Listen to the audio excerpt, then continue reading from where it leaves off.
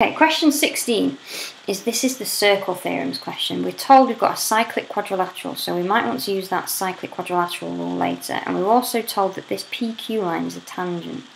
So you should be thinking, what circle theorems do I know that have a tangent line? And one of them is called the alternate segment theorem.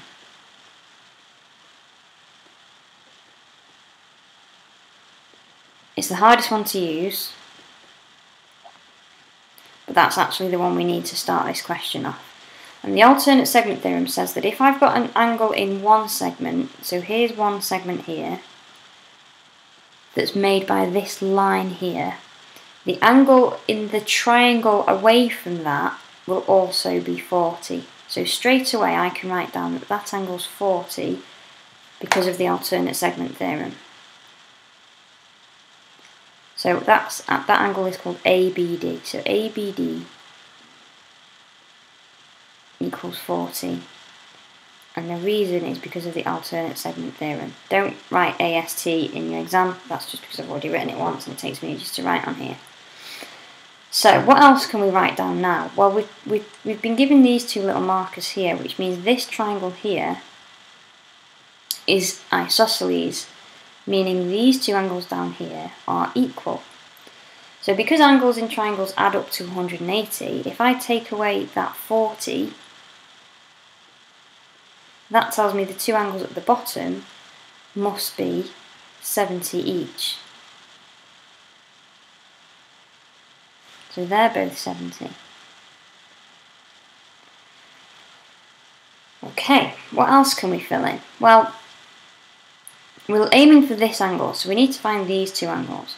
And the next thing we can use is one of those key stage 3 rules, which is that Z angles, and we've got a Z angle here, with parallel lines. If the top and the bottom of your Z is parallel, then the angles inside the Z shape, so this 40 here and this angle here, are the same. So that has to be 42.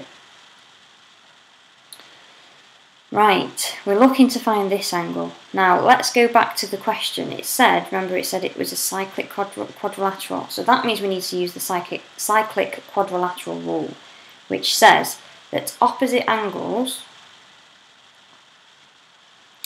always add up to 180.